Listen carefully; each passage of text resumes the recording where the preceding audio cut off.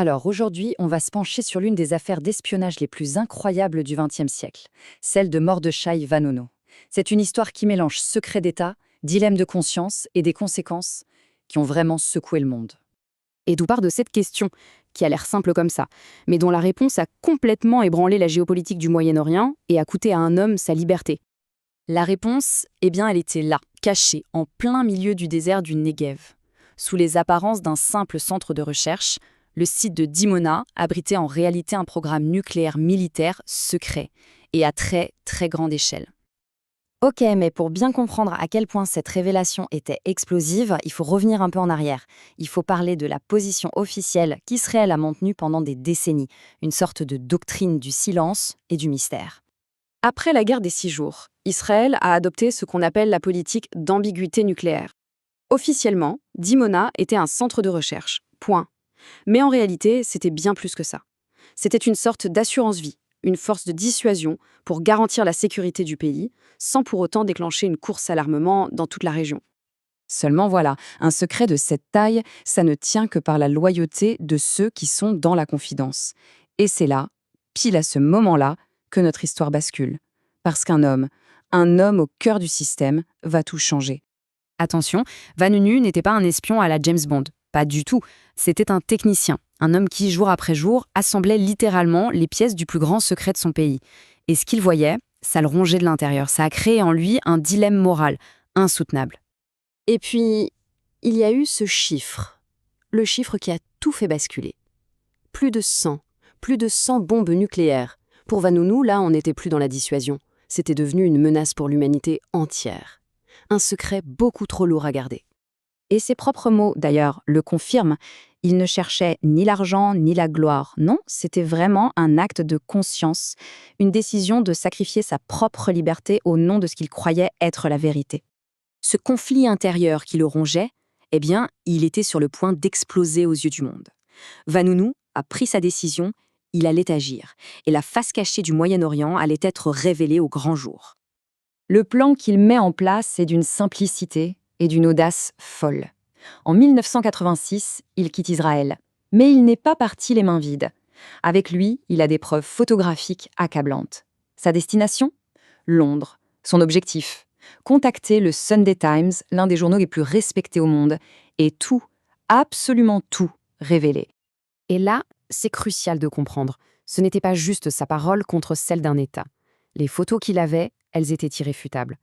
Pour la toute première fois, le monde avait la preuve tangible de ce que beaucoup soupçonnaient.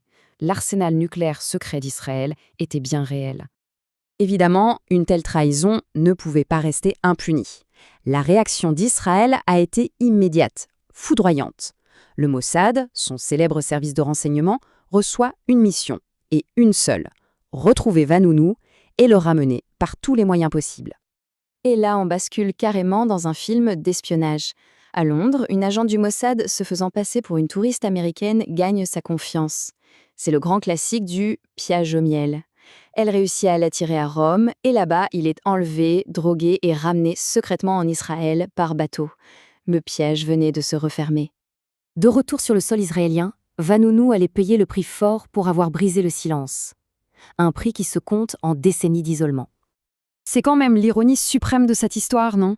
L'homme qui voulait révéler un secret au monde entier est jugé dans le secret le plus total. Loin des yeux du public, il est accusé des crimes les plus graves, trahison et espionnage.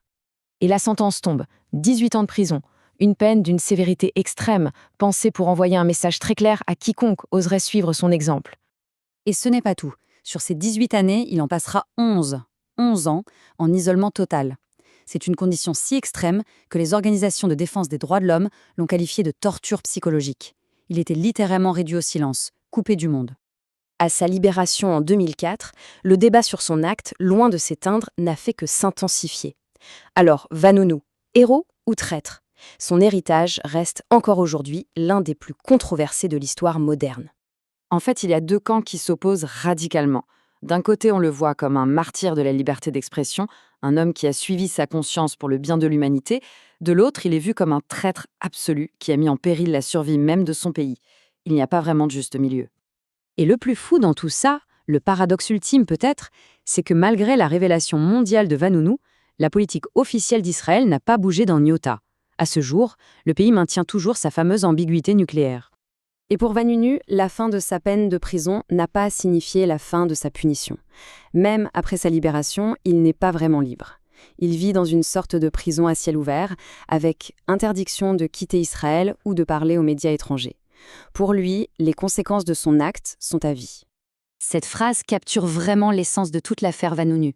Elle nous rappelle que le pouvoir ne réside pas seulement dans les armes, mais aussi dans le courage de dire la vérité, peu importe le coût. Finalement, l'histoire de Vanunu nous laisse avec une question fondamentale qui résonne encore plus aujourd'hui, à l'ère des lanceurs d'alerte. Où se situe la frontière entre la sécurité d'une nation et le droit du monde à connaître la vérité ? La réponse reste aussi complexe et insaisissable que le secret lui-même.